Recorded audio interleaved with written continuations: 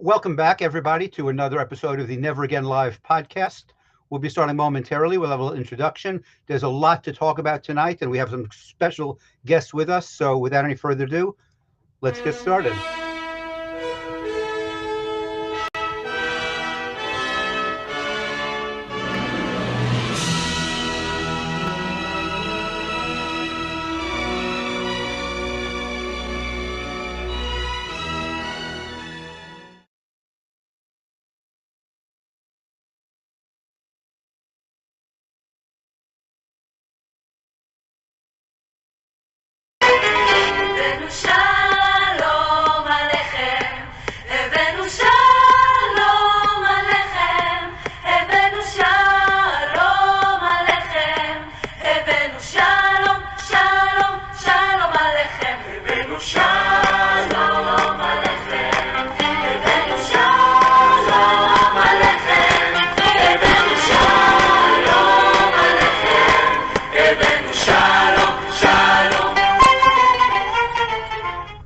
Again, everybody who's joining us this evening, please do like us, share us, support us at israelnow.ca. If you're on live, please share it with your friends.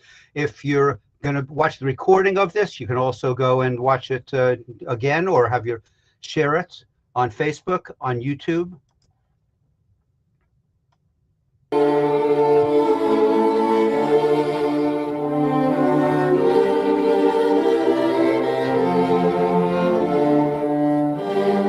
This is a special episode on Wednesday, 6 p.m. Typically, we're at 7:30 Eastern Standard Time, sometimes on Sundays, since we are coming to you also live from Israel.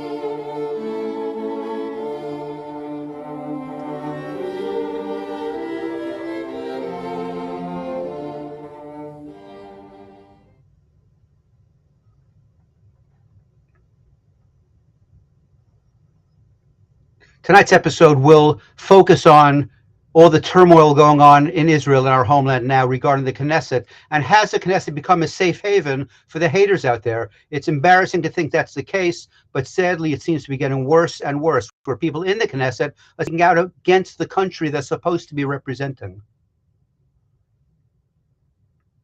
Well, the host, as always, is Meir Halevi Weinstein in Israel, and Dr. B, that's me down here in the studios.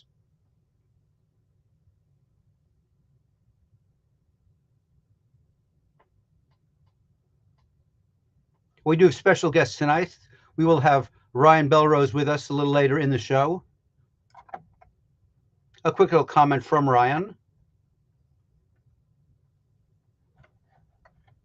I'm Ryan Bellerose. I'm a Métis Indigenous rights activist. I come from a place called Paddle Prairie in Alberta, Canada. You probably haven't heard of it, but don't feel bad because it's pretty small.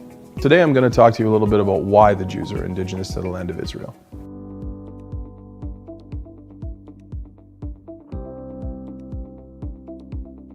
Indigenous status means that your people had a coalescence and a genesis. Everything that makes Jews Jewish, their spirituality, their traditions, their culture, their language, everything, it stems from Israel.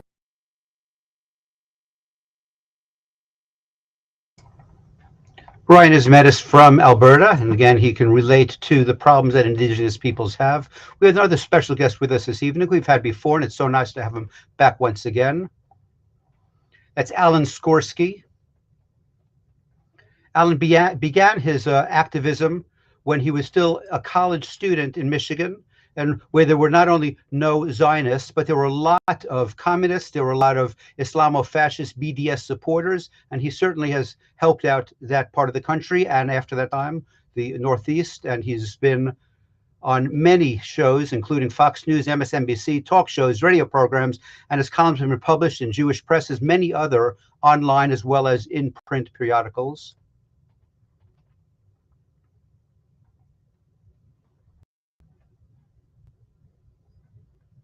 He's published a couple of books. His first one, Pants on Fire, which is a disclosure of Al Franken. The second one about the Democratic Party and the myths and rumors regarding that it is pro-Israel when we know it's not.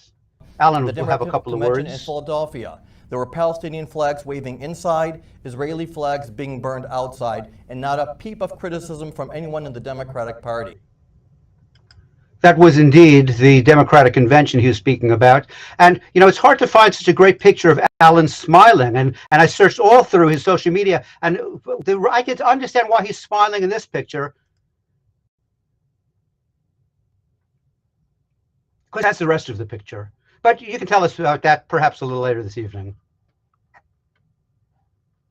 So in a much more serious vein, this is a Never Again Live special edition. And since it's a special edition, we're going to call it the Sedition Edition. So what do we mean by sedition, and how timely is it?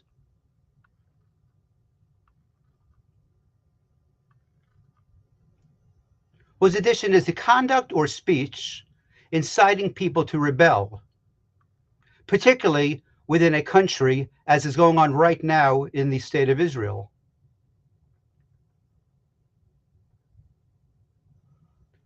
So when we talk about treason, I've always talked about treason, and we were talking about planting trees in Israel, but that's a different treason we're talking about these days, although we certainly advocate the continuation of trees in Israel, but not the treason that we're hearing.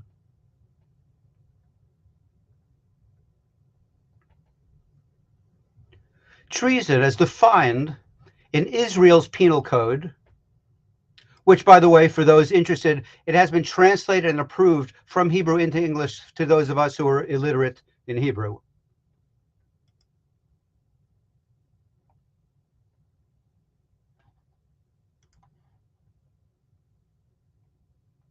So as defined in the Israeli Penal Code, Section 97A specifically says the category of acts that impair the sovereignty of the state of Israel. 97B refers to impair the integrity of the state of Israel. 99 specifically states that provides assistance to an enemy, and it specifically mentions that enemy as being terrorist organizations. So there's no question in my mind that treason has been committed by members of the Israeli Knesset. What is the punishment for these acts of treason? Death. Or, since we tend to be a group who imprisonment for life is another option. But to ignore it would be a heinous mistake on the part of the Israeli government. How quickly forget that history repeats itself. An Arab mob 100 years ago, 1921, pretty much exactly 100 years ago, with clubs, knives, swords, and guns, attacked, beat, and murdered Jewish families, including children, in their homes, in their shops, and on the streets. 100 years ago, 47 were dead in the riot. Attacks by Arabs spread. Hordes of children were slaughtered. They burned cities of Safad. 22 were killed. Arabs invaded and helped them along. And this is 100 years ago in front of the gates to Jerusalem, our holy city. If you watch closely those gates, it seems to be happening once again.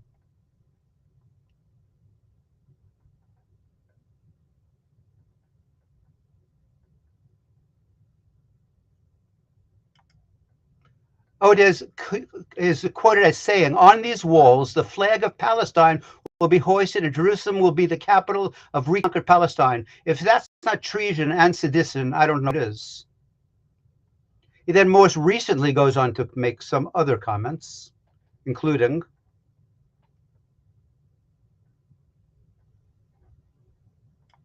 "It is forbidden for proud Arab citizens of Israel to serve in the Israeli police or defense forces, and it is necessary for the state of Palestine to rise, they must resign." This is treason by its very definition.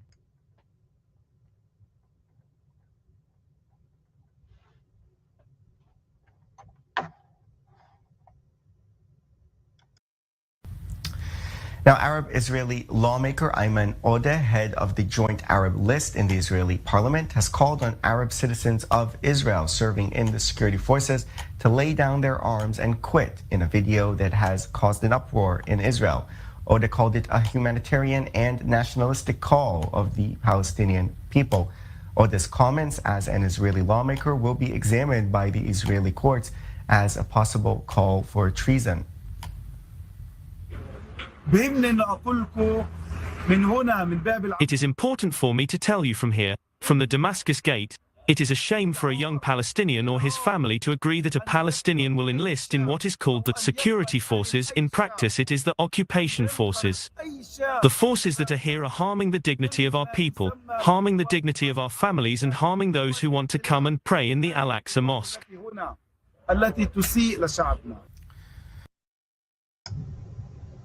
And then we go on to hear Ale Hockenberg from I-24 News. Defensive activities will continue and intensify to restore security throughout Israel. This after IDF forces raided the home of the terrorist Raed Hazem, who killed 3 Israelis and wounded several others in the fatal Thursday night attack. The operation in the village of Jenin in the West Bank lasted several hours, with troops encountering heavy fire from Palestinian militants, arresting a total of 3 terrorists who planned attacks in Israel. And then we have the proud father of the terrorist, who they're referring to as an otherwise peaceful young man, when in reality, he's already had run-ins with the law and with his own people in that area for financial disputes. So let's hear a couple of words from his proud father.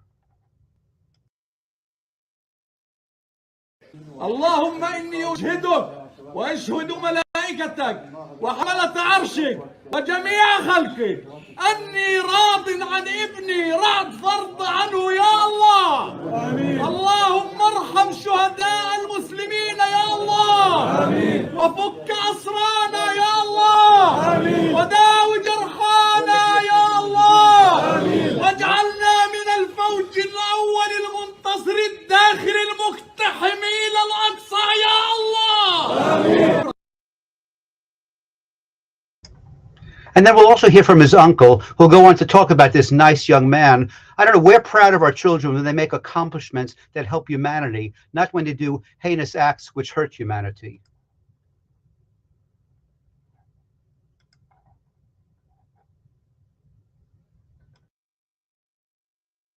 ذاك المتواضع الأديب الذي أعطى رسالة للجميع كيف يكون غضبه يكون ضد عدوه فقط، ليس ضد ابن دينه، وهو اليوم يري مرجلته فقط ضد عدوه، لا يشهر الأخ سلاحه على أخيه فقط ضد من احتل أرضه.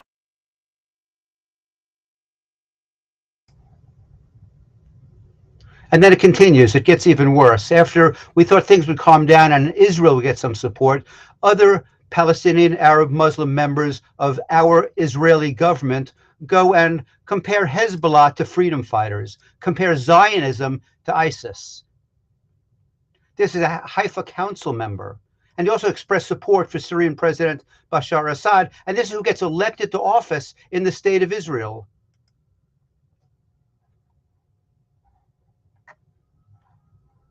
And it doesn't end. Now Odeh's calling for Druze to resign from the army as well.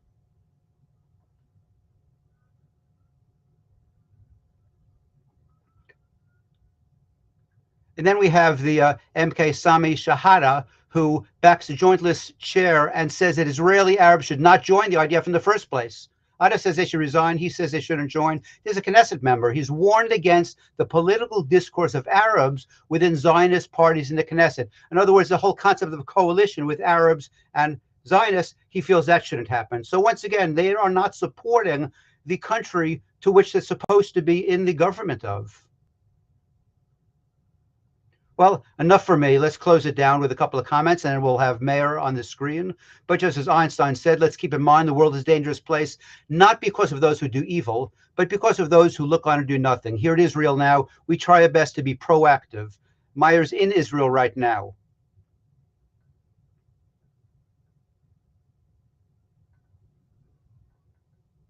So support Israel Now. Go to israelnow.ca. Watch us, share us. Please share us with your friends, with your colleagues. And today is a special week, as we know. It's just about Pesach. So Meir's going to talk a little bit about Parsha of the week, which, as you know, the Parsha is Parsha Pesach.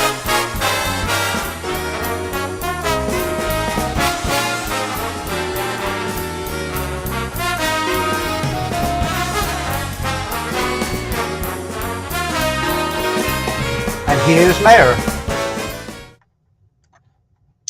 Hi, good evening, everyone. It's great to be with you from Israel. I'm here in Ma'ale Adumim.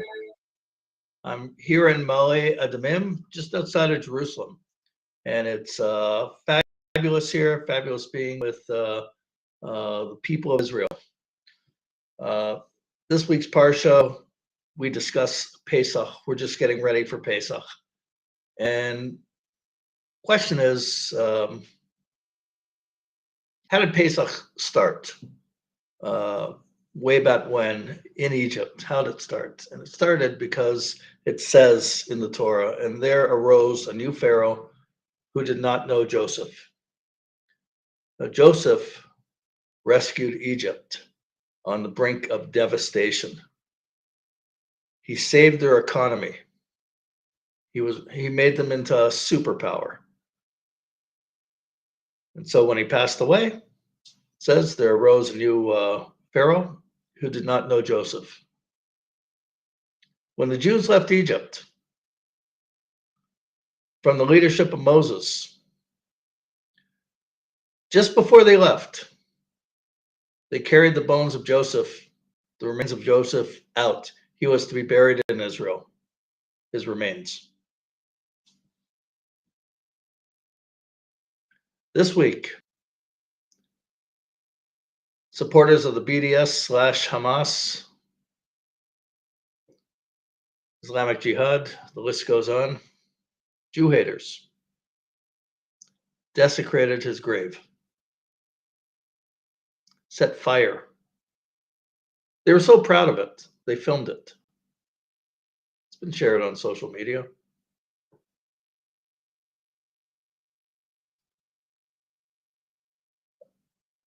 There's a lot going on in Israel. There has been terrorist attacks, most recent one last week in Tel Aviv. And what we're seeing is celebrations throughout the territories and in Gaza and in certain cities in Israel that have large Arab populations.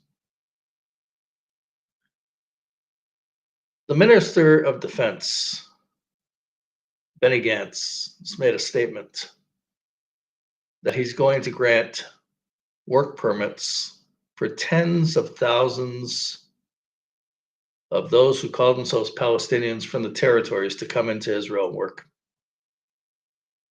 The same people who are celebrating these terrorist attacks, and they're giving out candies and sweets and pastries.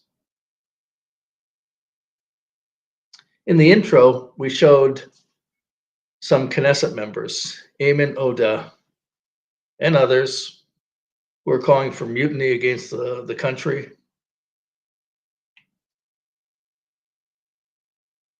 There's a little more than that. There's more Knesset members. Here's something we sent out earlier this week. Israeli government regional cooperation minister Asawi Frej calls on the government of Israel to provide funding to families of terrorists who murdered Jews. This particular minister in the government is responsible for dealing with the Gulf countries under the Abraham Accords. With such an outrageous comment that he makes, it's obvious that he's going to be speaking openly. He posted this anyways, publicly on social media. He will speak to Bahrain, United Arab Emirates, Morocco, and he'll say, this is what should be. Another Knesset member, Motzi Raz, who's in the government coalition under Bennett. Today he posted, he's thrilled that a BDS professor who just won the Israel Prize, that he donated the proceeds, thousands of shekels, to BDS organizations. One particular organization that he gave to, that he donated to, had a leading role in the discredited and anti-Semitic BDS Goldstone report. This particular professor, he's on record. His statement is very public. Here's some information about him. He made a statement a few years ago where he stands on the whole issue of Israel and the territories. He says Israel should just unilaterally pull out. And it doesn't matter if there's a response. Now, the territories surrounding Israel are mountainous. They're high above the cities, Israeli cities, Jewish cities in Israel. If they would have what Hamas has with their rockets firing down on the cities, that would be a nightmare. And also bear in mind that the territories include Jerusalem as well. That's his position. He calls the IDF evil. And a member of KNESSET supports him. This member of KNESSET in the ruling coalition. The Bennett coalition, I didn't come to Israel to try and speak out against the government. Far from it. But it's very obvious what is going on here, and I see it. You had a member of the coalition in the Yamina party that defected last week. So now there's no 61-seat majority that this coalition has. So Naftali Bennett and others in this government are saying what they are doing is no different than what Benjamin Netanyahu would do. And I'm not saying that Benjamin Netanyahu did everything possible. And they're blaming also the wave of terrorism on Benjamin Netanyahu. Bear in mind, simple fact, Naftali Bennett, for a number of years, served in the government led by Benjamin Netanyahu. Benny Gantz served in the government led by Benjamin Netanyahu. And others who are in the coalition today that speak out against Netanyahu and blame him for everything, served in that government in senior positions. This is a lot of nonsense, what they're talking about. And we're not dumb, and the information is there. We should be allowed to speak out and get into proper conversations with people about this. Saturday night, I was in Jerusalem. I spent Shabbat in Jerusalem, in fact. Saturday night, I wanted to see with a friend of mine what's going on around the Damascus Gate, Shar Shechem. And I saw a lot of police there. And the situation was certainly not like last week, where there were riots and a lot of violence there. That wasn't happening last Saturday night. But a little bit further on, there were massive celebrations for Ramadan. Okay. In downtown Jerusalem, Ben Yehuda Square and other parts of downtown, the streets were virtually empty.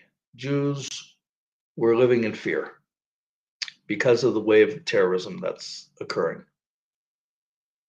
This is outrageous. And I mentioned before, Passover started when there was a new pharaoh that arose, and he didn't know Joseph. He forgot about him. And out came the anti-Semitism, vicious anti-Semitism. And just a few days ago, the tomb of Joseph is desecrated. We can't turn a blind eye.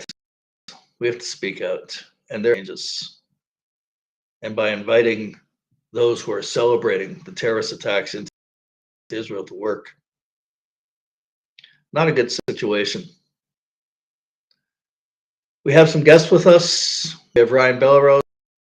We have Alan Skorski with us. We're going to get sessions tonight, and I encourage the viewers who are joining us either on Facebook or on YouTube. There's a comment section here. You can make a comment. You can give a question. We'll do our best to address your concerns or questions. So please join us. I want to welcome Alan. How are you doing tonight? Meir, it's an honor to see you again. And I asked the audience if they agree with me that Meir, since moving to Israel, looks so much more relaxed and calm. Just an observation, Meir. You look great, and congratulations, and God bless you for making an important move that's good for you and your family. So, you hit on some really important points tonight. And one thing I want to hit on that, see, this is not something new, what's happening under the Bennett government. If you remember, for many years, there was an Arab woman named Haneen Zoabi, and she was frequently in the news. She was a member of the Balad, or Balad, however it's pronounced, and Joint Arab List. And for years, she would speak at the Knesset, condemning Israel's legitimacy, attacking Israel's right to self-defense. In 2016, Bibi wanted her to be thrown out of the Knesset, and nothing was ever done about her. And what bothers me is that the Israeli government seems to treat the Arab parties the same way that Jewish activists in America like AIPAC treated J Street. We treat them as little more than a nuisance, but now look what happened. J Street now is directing the Democrats in Congress on their policies. And in Israel, the fourth largest party is the Joint Arab List. So this is what happens when you undermine, when you underestimate your enemies, when you don't take them seriously, and when you become arrogant. Then I'm a huge Bibi fan. I grew up with him when I was in college. He was the face of Israel during the 80s and the 90s. He was telegenic. He was terrific. He was under, when Menachem Begin was president, he was the face of Israel, and he was a king. And again, politicians are politicians. They sometimes they get a little too caught up with themselves. But I think that now Israel is going through a little, and I love Israel, and I'm not telling people how to vote, but they're going through, I think, growing pains here when they thought that Bennett and Lapid could just take over and show Israel and the world how it's supposed to be done. They haven't won any more friends in Washington. They thought that by removing Bibi, they would, somehow reestablish good relationship with the Democrats. The Democrats don't care. They've been taken over by the progressive left. Almost a third of Democrats elected in Congress are members of the Progressive Caucus. You have someone like Jamal Bowman from Westchester, from New Rochelle, who defeated Elliot Engel. And he was in Israel last year under the auspices of J Street. And he went to Yad Vashem, and J Street was so proud. Look, he went to Yad Vashem. And then the next day he's posing with Palestinians from Hebron saying that they deserve to have freedom. So you know what? Some of this, the things we can't control, but unfortunately, the things that we can control, we've abandoned because we never took them seriously enough. And I think now it's time for Israel to grow up. They see what's happening around the world. They see what's happening with Russia and Ukraine. They now have learned beyond any shadow of a doubt, if the Europeans are not going to come to the aid of one of their own, they sure the hell ain't coming to the rescue of Israel. So this is a very important lesson. And we now know that if we don't fight for ourselves, no one else is going to do it. And that's one of the very important takeaways. How they resolve this issue with the Knesset, listen, if up to me, just like in America, they take an oath to uphold the Constitution. If we prosecuted for people lying under oath, half of Congress would have been arrested already. But in Israel, even more importantly, if you can't swear an allegiance to the state of Israel, you have no business being in the Knesset, period. Yeah, oops, there. Yeah, no kidding.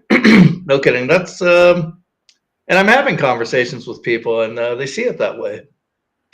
But it seems like the government is like detached from the people. Netanyahu goes out anywhere in the country, and there's mobs of people around him supporting him. I don't see that with Bennett. I don't see it with any of them. Well, Bennett is a conservative, and he was always a good foot soldier under Netanyahu, but he never had the charisma, and he never had the type of loyalty. again, there are some people who are leaders and some who are chiefs and some who are good foot soldiers. Bennett was never going to replace what Netanyahu, represented. And even if you were anti-conservative, anti-Israel conservative, there's also something very charming about Bibi that you just couldn't attack. When he came and spoke before Congress to oppose the Iran deal, when Obama was president, there were Democrats pissed as all hell. Right. But again, though, it was Bibi, and he's not so. Bibi kind of has, and I apologize for the comparison, but he kind of has that Clinton charm. You can dislike somebody, but you got to love that swagger and love that charm. Bennett doesn't have that. So he's got all the negatives going against him. And Yair Lapid, again, as I said before, he's more in love with himself than I am. So, guys like him, his ego is way too big.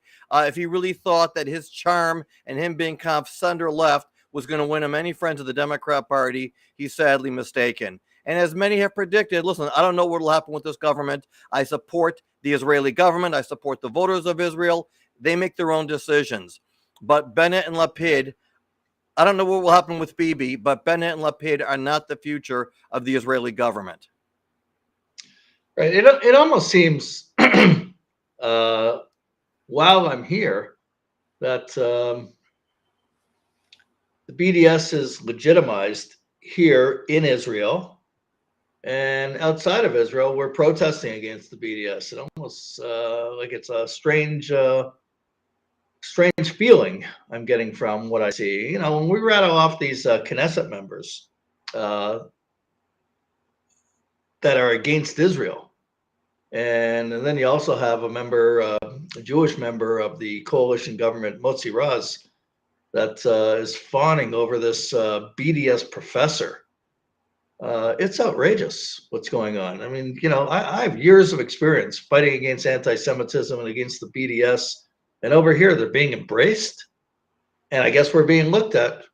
Why are you against them? Don't you believe in freedom of this and freedom of that? But listen, if you run for the Knesset, you take an oath.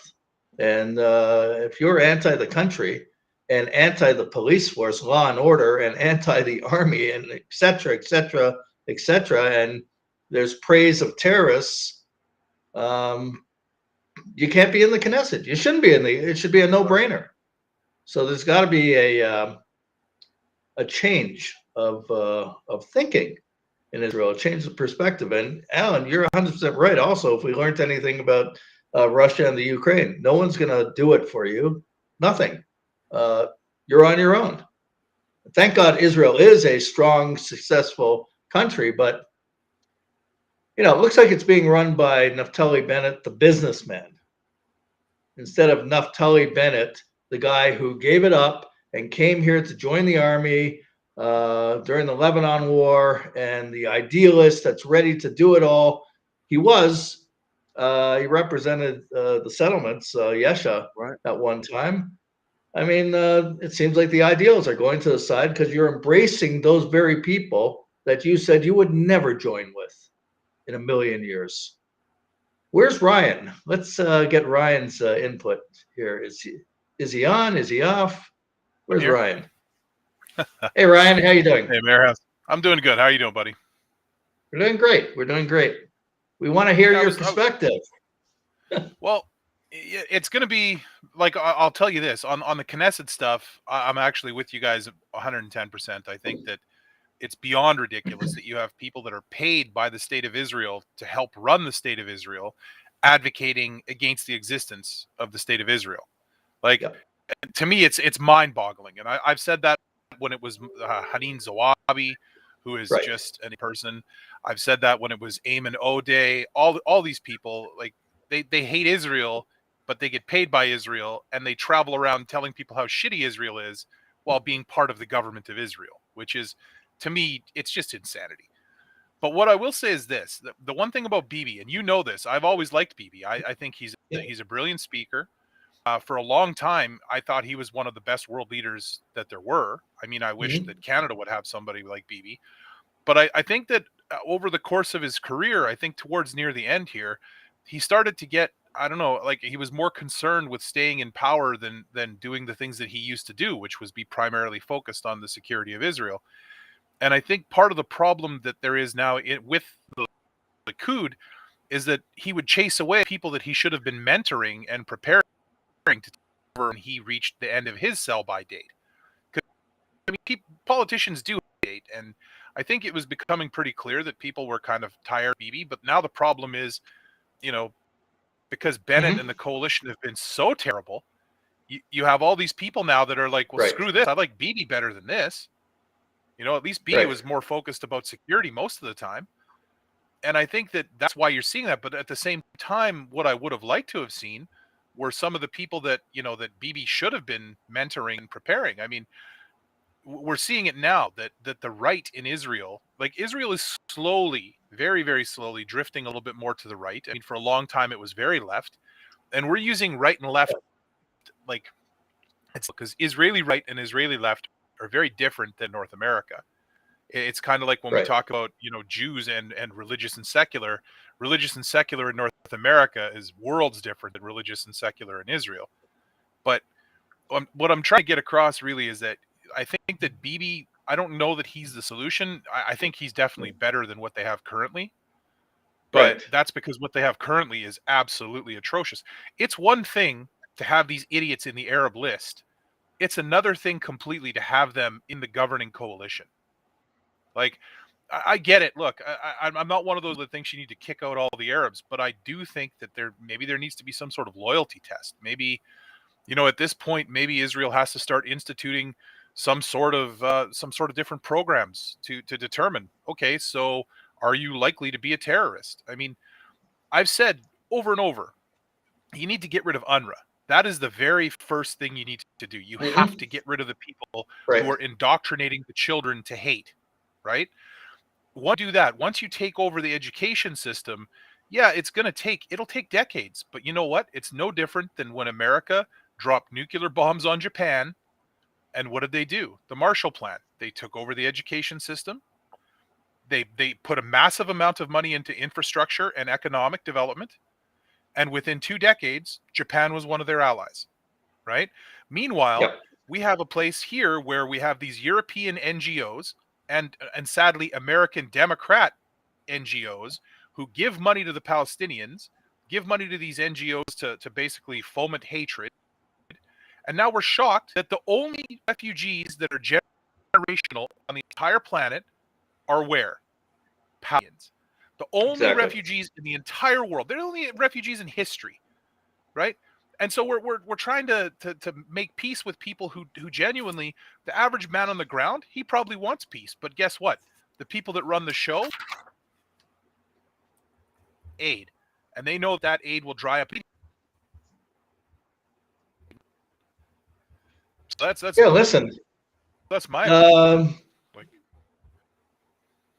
well, there's polls that show in the territories that the majority of the Arabs there support Hamas. I mean, those are polls, but anyways, and I hear what you're saying about, and I don't want to blame every single Arab, no doubt about that. But after all, there were some Arab Israeli police officers that lost their lives to the terrorists. Yeah. But when you have from areas, from certain areas that there's celebrations and they're giving out pastries and everything for the terrorist attacks, you got to be a little bit more circumspect who you're going to let into the country to work here. And if they're coming from there, okay, so some people some people who are not involved are going to pay the price. But you have to act. Absolutely. I think the security and safety of Israelis is far more important than the feelings of Palestinians. That's the bottom line.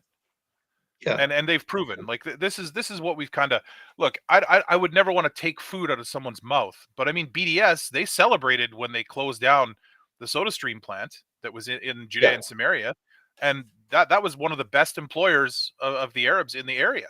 They made way more money there than they could make anywhere else. Yep. So but none of this, like, our biggest problem is we keep talking about the same things over and over. Like, we're talking about terrorism, and it's every Ramadan. You remember this same time last year, all this crazy nonsense. We're still talking about the Temple Mount stuff. None of it cannot change until the education system changes. You have to change things from the grassroots and move upwards. Right. We can't change things from the top down. It'll never happen. Because what they're telling us is that the meaning of Ramadan is that it's a great time for Arabs, Muslims, those who call themselves Palestinians to get together and incite against Jews. That's what they're telling us. Yeah. And you're right. Unless that educational system changes, I mean, I'm not hearing that in Bahrain. I'm not hearing that from the Saudis. I'm not hearing that from countries that Israel is making peace deals with. But I am hearing that from here and the territories, and they're making it very clear their interpretation of what Ramadan means. 100%. And we should take that seriously. Look at the Arab world. Like look at the Arab world. That's a good point. Like, would you have ever thought even 5 years ago that you would see Saudi Arabians going to Israel and then speaking out and saying, the Jews deserve to live on their ancestral land? I never would have believed that was possible. Right. But right. that's exactly the direction. That's the direction we're moving in now. And the reason, because most of these people now, and I believe it's a lot to do with social media and education, like they're seeing other people talking about subjects. Like in the old days, the easiest way, what was the simplest way if you were an Arab dictator and your people were starving and uneducated and basically had miserable lives, what was the fastest way to get them back on side? You would say, death to Israel, death to the Zionists. They'd start chanting and away you go. And they forget all about the fact that their lives suck. But they can't do that anymore because now they try that nonsense and people are on Facebook and on Twitter and they're like, this is crazy. So, like we do, and like I know what Dr. B, I get that. Like, a lot of them still vote against Israel at the UN, and that's another subject entirely. But we are moving in a direction where a lot of these countries that were like, they were such enemies of Israel that I honestly believe that if they would have had access to nukes, they probably would have dropped them on Israel. That's how bad the hatred was. But now it's slowly, those countries are slowly starting to smarten up. Now, what's the difference between those countries and Israel? Well, there's no UNRWA in Saudi Arabia. That's a big one. There's no UNRWA basically teaching these people to hate. Right. Alan, what are your thoughts on that? Well, first of all, I always agree with pretty much everything that Ryan ever says. But one of the biggest issues, that's true though, but one of the biggest issues is that, again, you mentioned UNRWA, there's Amnesty International. I've never seen, and it's mind-boggling, you almost wouldn't believe it if you didn't see it yourself, how every left-wing NGO has one single focus, and that's to delegitimize Israel. And one of the things I always ask, and I always say about American politicians, the ones who always talk about democracy and freedom, every time they talk about supporting two states, it's always the same narrative: a secure and democratic Israel and an independent Palestine. You've never ever heard them say we support a democratic Palestine, because they know that it won't exist. So when the H did ever become in America's interest to promote the creation of a non-democratic state, one, but worse, on Israel's border? So they're acting against our own interests. So we don't even know what their motivation is. Now, again, it's too easy to say it's anti-Semitism, but they've never been pressed on. Now, listen, I'm supporting Ukraine purely on humanitarian reasons.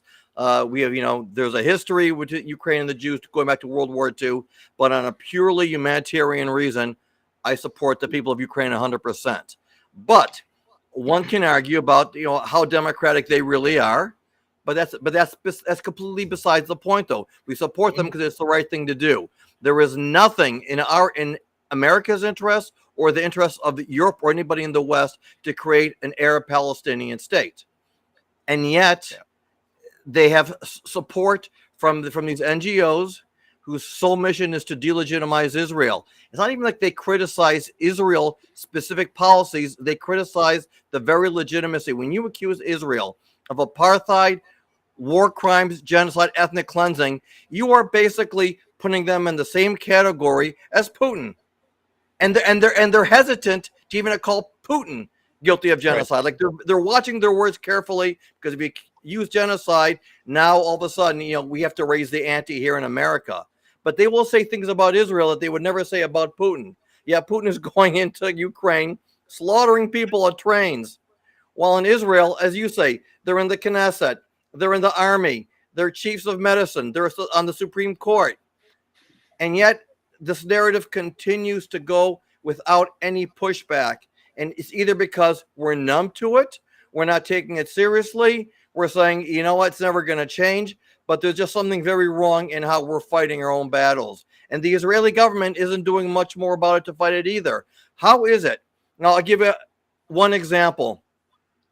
You may have heard this past week in Long Island, there was a really, really big brouhaha over a woman who spoke in Rockville Center in Long Island, complaining about a menorah going up on the home of a rabbi, and said that's going to lead to more menorahs and more rabbis opening houses of worship, and all of a sudden our residential areas are going to turn into, you know, just conglomerates of houses of worship.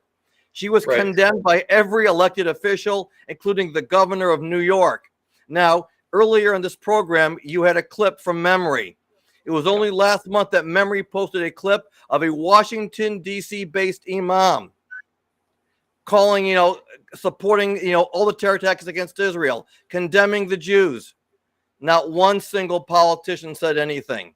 So you tell me, who's the bigger threat? A dumb woman from Rockville Center who's worried about menorahs, or an imam who's, you know, who's calling, you know, Jews a cancer and calling for the elimination of the state of Israel? Absolutely. Now, one difference is she's white, he's a Muslim. Go figure. Yeah. Right. 100%. 100%. I think that's what these BDS rallies more or less are. It's Islamic organizations, it's members of mosques that are coming out there on the campus too, inciting against Jews.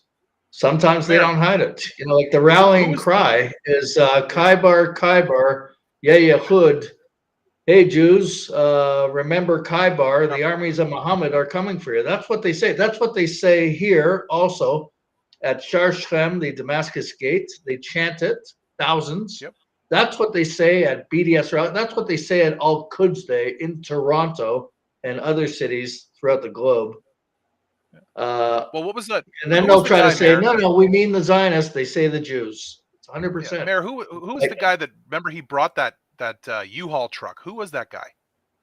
Remember, he was from an organization called, he calls his organization Canadian Defenders for Human Rights. I believe he's from Iraq, and goes on and on and on. And when we went over, I remember this because I was standing there with you. Remember when the police came and asked us to leave because they said the JDL was going to cause problems? Right. And this is a guy driving a U-Haul truck up to basically a Jewish event, and we don't know what's in that U-Haul truck.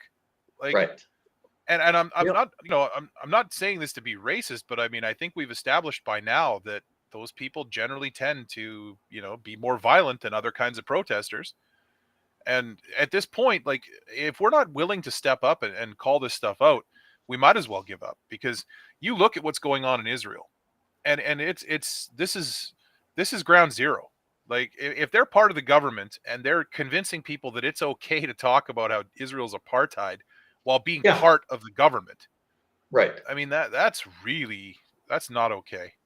Like, at this point, what do we even do about it? Like, I mean, we're sitting here complaining about it, but I mean, the people in Israel are going to have to stand up and say, this is not okay. This needs to stop immediately. You know, Meir and Ryan, I want to go back one more thing to this Rockville Center thing. I mentioned the governor of New York, but also the attorney general of New York, Letitia James, condemned her. Now, why am I saying this? Because just last week, the same attorney general, I don't remember if she threatened or warned Steve Emerson, who is a foremost expert on countering Islamic terror, warned him he better stop monitoring and harassing CARE. Right. Okay. So this is what I say again before. This woman from Rockville Center, she was white, and Rockville Center is a very white village. She was a very easy target. Again, she deserved to be, you know, condemned. But all these champions against anti-Semitism, they're silent when the perpetrator is black or Muslim. And the threats from CARE or other groups or other imams are much more dangerous than anything that this idiot from Rockville Center said. But again, 100%. they don't get called Remember out. what the San Francisco CARE representative said at a conference not such a long time ago. Zahra Baloo, she Yeah. said she was talking about targeting synagogues. Very open about her anti-Semitism, and she's got full support from CARE. She spoke at the conference was organized by for Palestine. That organization, by the way, partners a lot with If Not Now. Right. And this is the kind of anti-Semitism that's said at their conferences. She's very close to Islamic leaders in Canada as well, right across the board. And they roll out the red carpet for her. That's a serious problem. Right.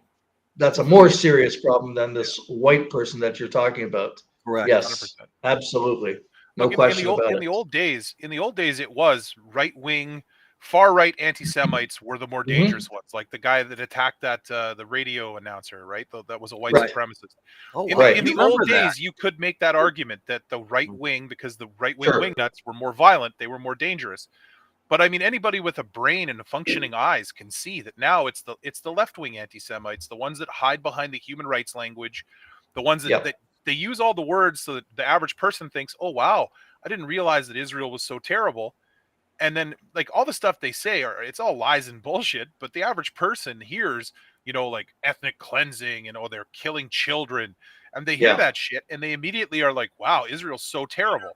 And they never do the actual research or to look into it. And that's why this is dangerous. Like this. There this was an is incident this scary. week in New York at the subway. A serious problem. Our doctor in the studio has some information that he could get across to everyone. This is very serious. They did a manhunt. They did a citywide manhunt. And I must commend law enforcement in New York because they worked together, apparently, the FBI, the police, everybody. And he actually found him charging his cell phone, leisurely sitting next to a truck. I mean, he wasn't hiding. He didn't care. His social media was full of blatant anti-Semitic comments, commentary. This is a gentleman, not to be confused with the historic gun shooter Frank James. This is the Frank James, who was actually caught and he's now in custody. He had guns extended. Now, I'm not sure how many of you all are concealed carriers, but an extended magazine means a magazine longer than the handle of the gun, so you can have a high capacity magazine and a gun that otherwise carries less. And that's the possession of that is a felony in New York. Even the possession of a high capacity magazine, I know, but that's a story in itself. He also had a hatchet, smoke grenades, black garbage can, a rolling carton gasoline. What you do with a garbage can and gasoline and a rolling carton fireworks is you make a bomb and then just push it wherever you want it to go. These are found in a U-Haul truck. He accuses Jews of contempt for blacks and claims that Jews obviously haven't learned from the Holocaust. He states, it hasn't humbled them in the slightest. Those Jews don't contribute to life on this earth, but piss, pollution, death, and destruction. So once again, I would think that we should tell the Bernie Farbers of the world that this man, I'm sorry to say, he is not a white supremacist. And just one more comment coming along, following up on what Alan said a little bit ago, I'd like to just entertain with a quick commentary.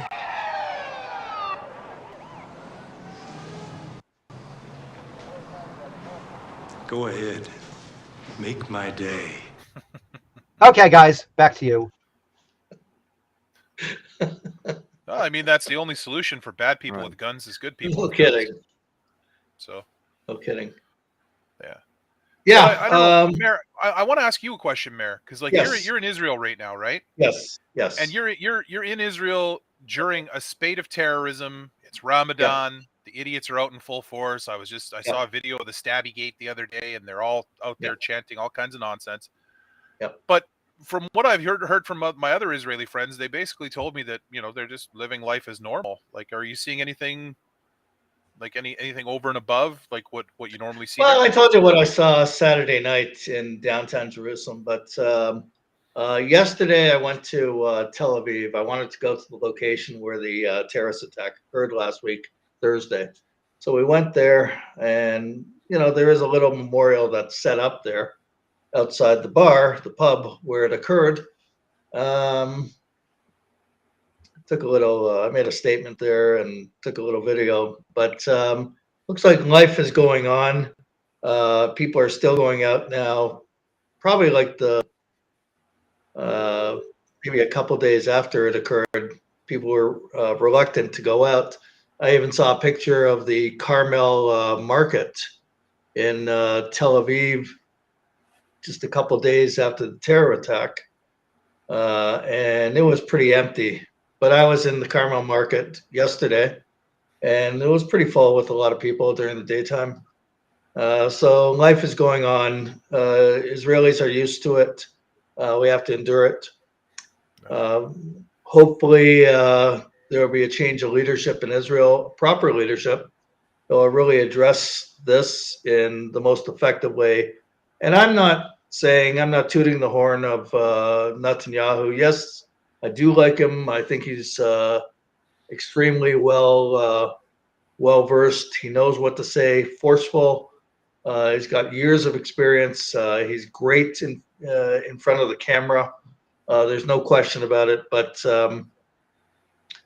maybe it's time for a more broadened coalition that will include people such as Lapid and Bennett. You just can't have anyone in the government that would have anything to do with inciting against the country. Can't have a coalition like that. And there's enough people on the, I don't really even like the term the right wing, but who are strong supporters for Israel, and they don't have blinders on. They know what the land means, and they're fully connected with the land, and they know who the enemy is, and they're ready to call out the enemy and not grant any special privileges for the enemy.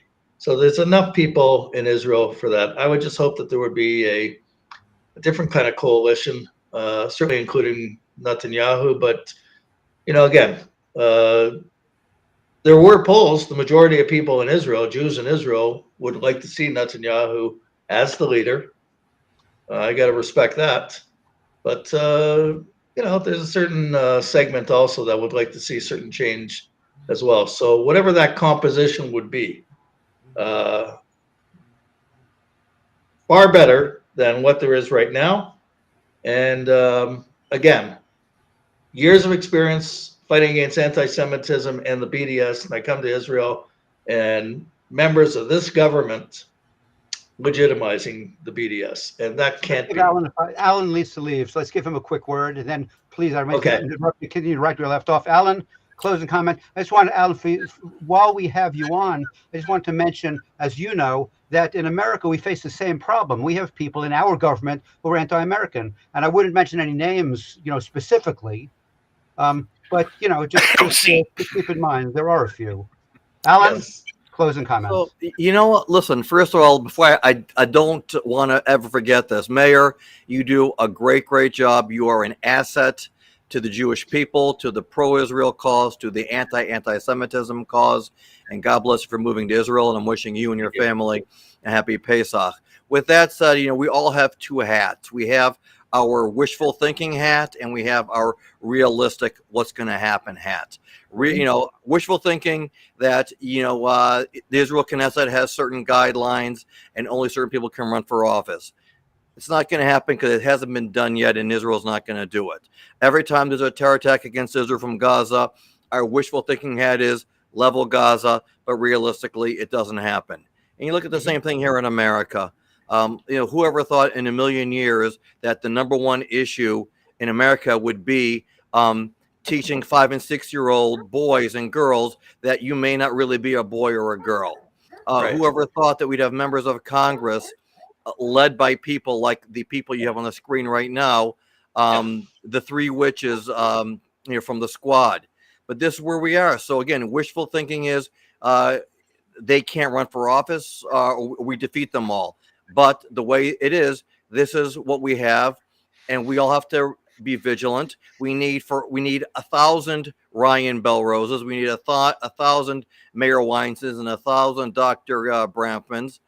And this is, how we're going to fight, because otherwise, listen, I see the writing on the wall as you all do. America is going into the crapper. And I never thought I'd live to see this day. We are nowhere near the days of Ronald Reagan, where what patriotism had meaning. Look where the debate's gone in this country. Like I said before, that we're actually having, last year we had campaigns, critical race theory, teaching white kids that they are inherently racist, and teaching black kids that they are inherently victims. Now it's boys may not be boys and girls may not be girls. What the hell's going on? So Israel is certainly not going to be on the most important issue for any of these people, which is why it's up to us to fight for Israel day in and day out. That's it. Again, we're outnumbered. One thing we're learning now also, that the truth will not set you free, because if it did, there would be no such thing as a Palestinian, or the Palestinian cause wouldn't exist. But it does. So their lies have a lot more power than our truths, and that's why we need to fight every day. Right. Amen. Absolutely. Thank you, Alan. Wishing you all a happy Pesach and a happy Easter to all of your very loyal Christian friends. Absolutely. And Chag Sameach. That's a good one. Absolutely. Thank you. Ryan, let's do some closing comments. It's like after 3 o'clock in the morning in Israel. Yeah, you look pretty good though. He wasn't joking, dude. You look like you're having a good time there. You look a lot better. Well, listen, I love it here. There's no question about it. I love it here. Let me describe this. I'm in Malay Damim. I'm just renting a furnished apartment right now here until I find out a proper place for my family and all that. But I have my own deck, and I walk out to have breakfast there on the deck, and I'm overseeing the mountains and hills of Judea and Samaria, and it's fabulous. It's like, awesome. It's a phenomenal feeling. It's a great feeling, and I love it. There's got to be some changes made here, and I didn't come here to. I don't want to lecture people in Israel. People have endured, but I have certain talents, and I'm not blind to what's going on, and I'm not shy to have conversations, and not heated arguments either with people in Israel. I'm ready to talk about it with Jews living here, and I want to see some changes here, and many people want to see some changes here. That's how I see it. It's frustrating, because that's how I feel too. I don't want to lecture my Israeli friends. I have a lot of people in Israel that I care deeply about, and I think most of them are on the same page that you and I are on. Right. But every now and then you get the ones that are like, well, they're tired. I'm like, well, why are you tired? Like, why is it that you feel stressed all the time in Israel? Like, well, I mean, I think we know what the common denominators are here, right? Like, eventually, if you keep trying to live under this kind of pressure and this kind of stress, something's going to give. And people need to start, like, my own personal belief is that they need to start internalizing, this is your ancestral homeland. You aren't going anywhere.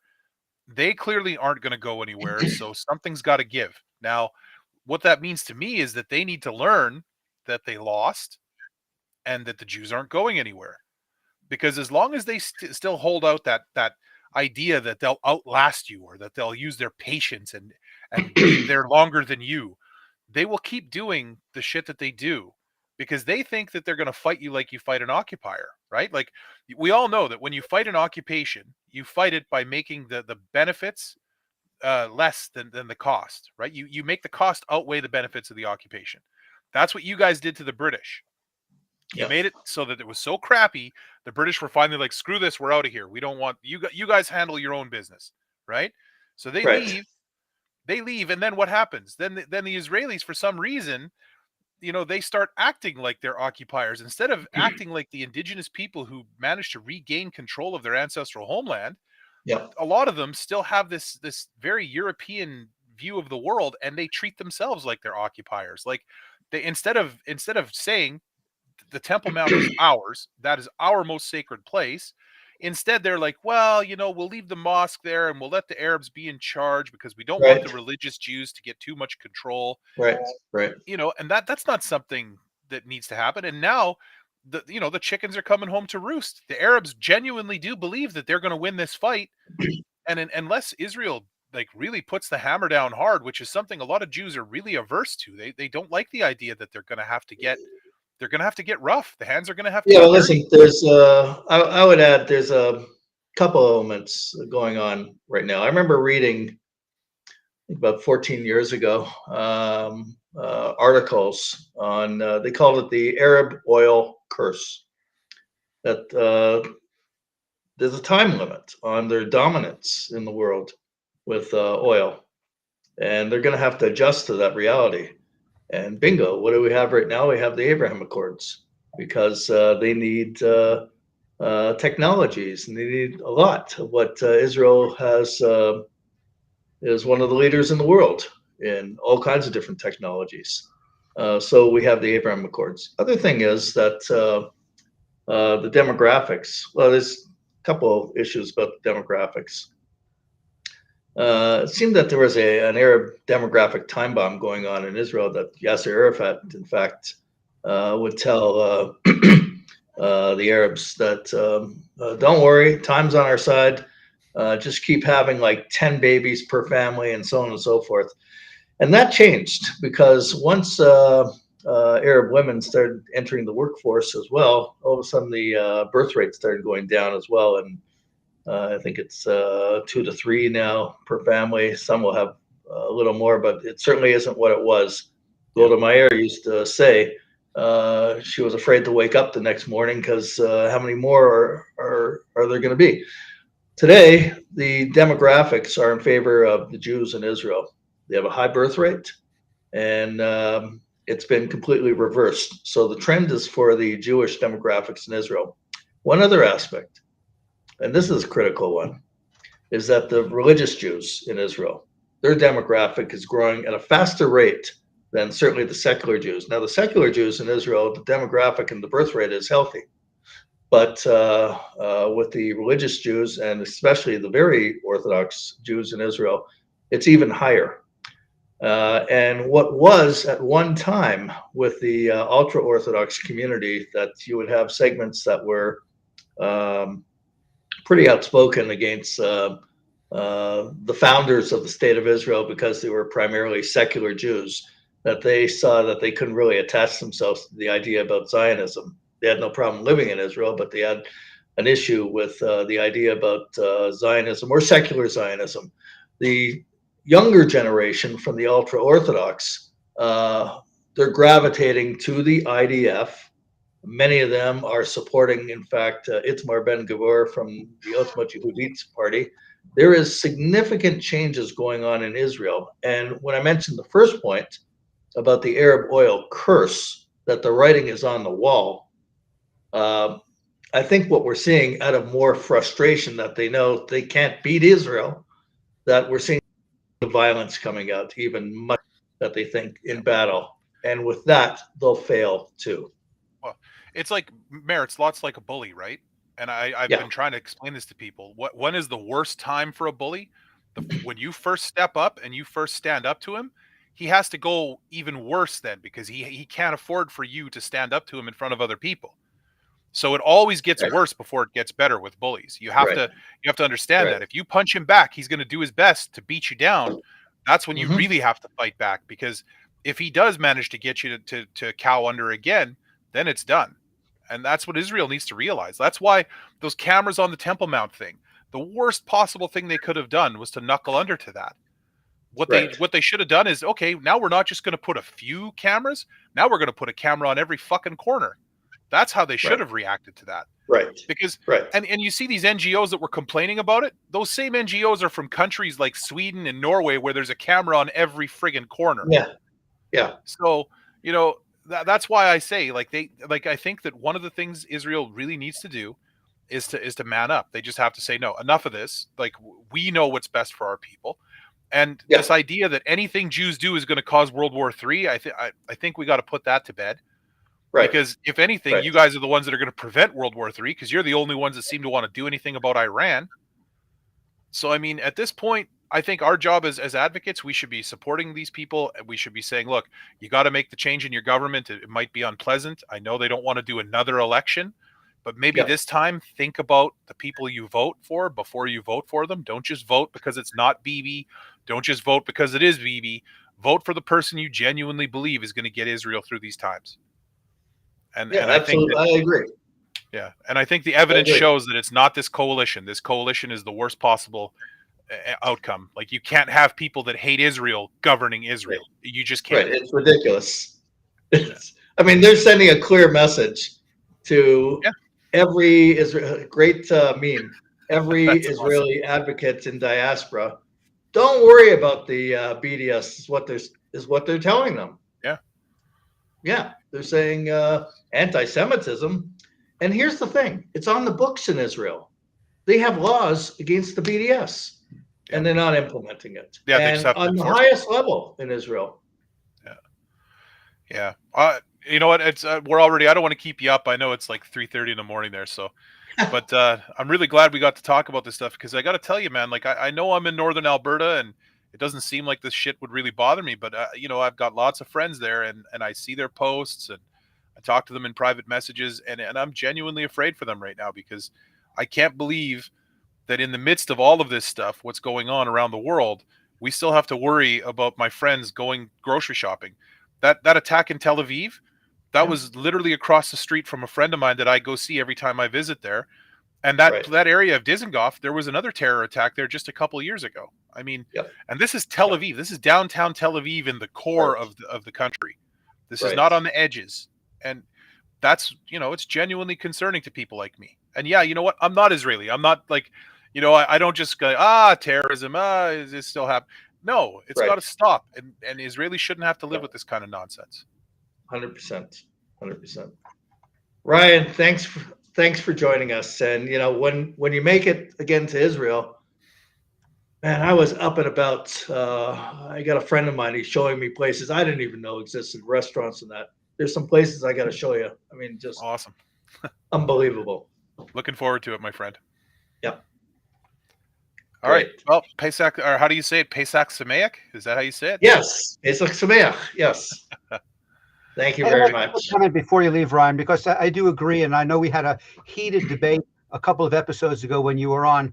I think those who support Netanyahu and those who support Trump, and this isn't meant to be sarcastic, the reason they get so much support is because those on the opposite side of the spectrum are so extreme blips on their bell curve that in order to balance it, we need extreme on our bell curve. And that's why we need a Kahani, because we had Arafat, you know, who died with $20 billion, yet there's no Arafat University. So, you know, and the other thing that always had bothered me is when we only 20 billion. Yeah, only that's what we know about. You know, but you know, when we do give up, we've been given land for peace, so we end up getting less land and no peace. And the other thing that happens, as we know, is they take over. Then even if we give them land, they destroy all of our relics, all of our synagogues, all of our everything is destroyed. I don't advocate that. I think that if we take over land that's ours in the first place, we should take what's already there, we should embellish it and not destroy it, but do homage to what was there before. And I think a good example of that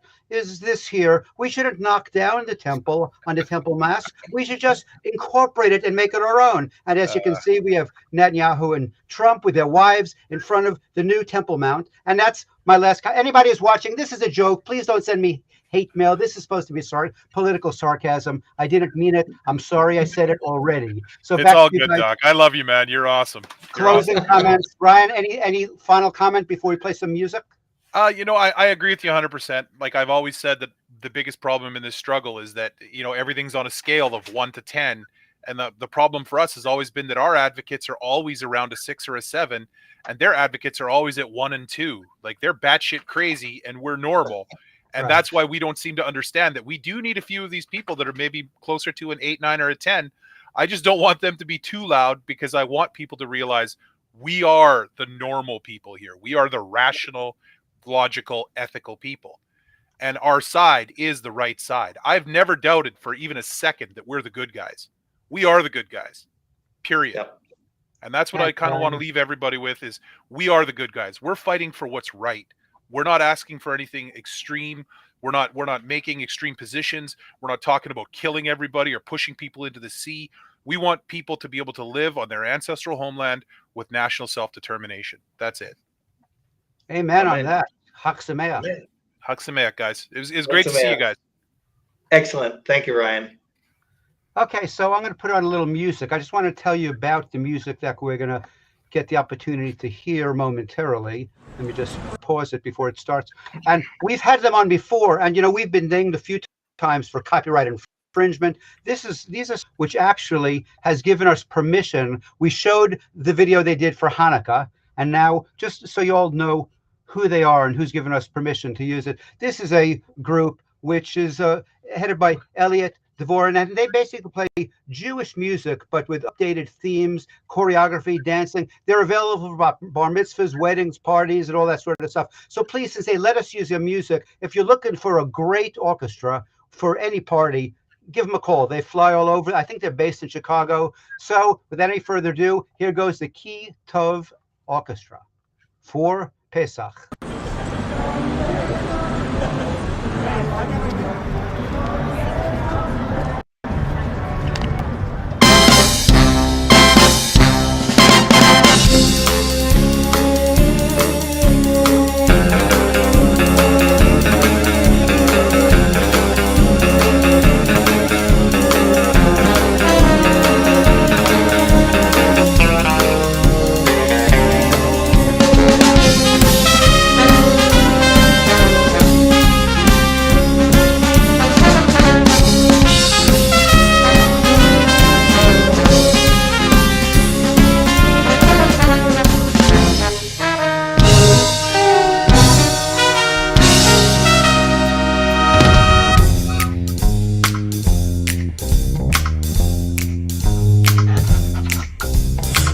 Israel was in Egypt land. Let my people go. Oppressed so hard they could not stand. Let my people go. Go down, Moses, way down in Egypt land. Tell old Pharaoh, let my people go.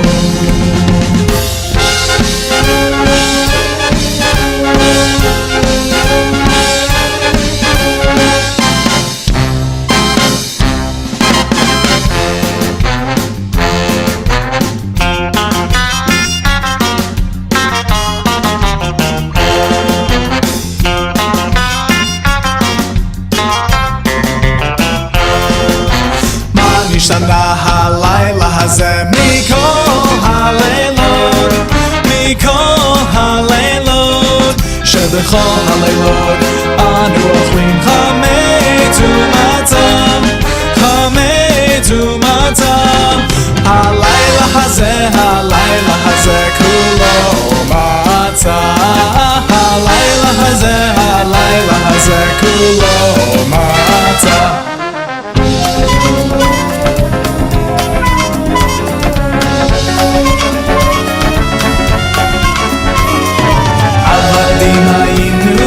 היינו בפרעה במצרים,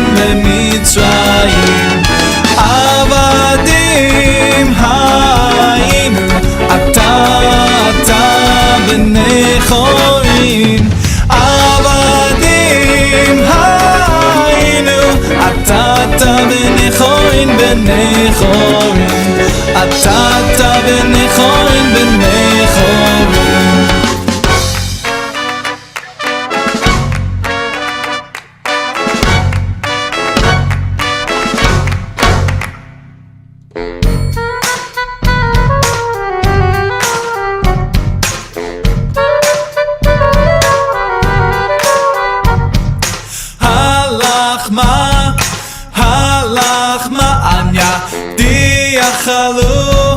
אכלו אבדן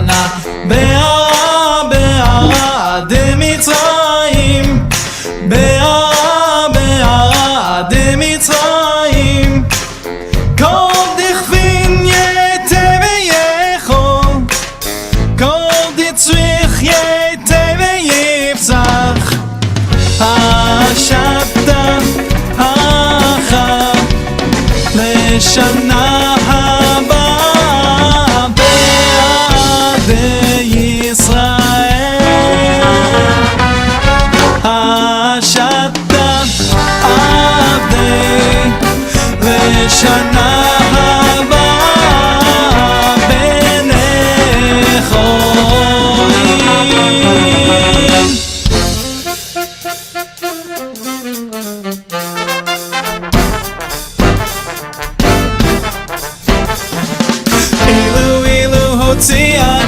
הוציאנו ממצרים, הוציאנו ממצרים, דיינו, די דיינו, די דיינו, די דיינו, דיינו, דיינו, דיינו, די דיינו, די דיינו, די דיינו, דיינו, דיינו.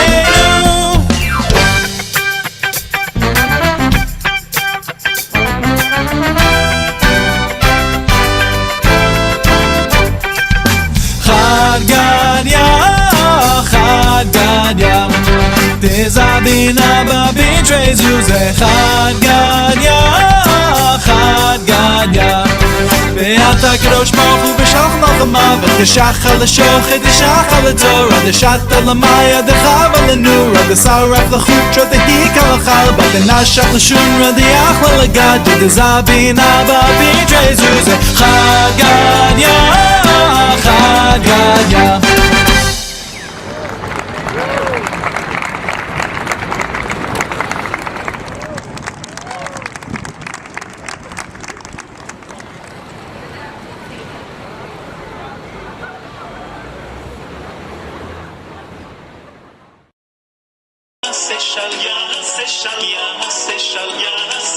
Shalom aleinu ve'al kol Israel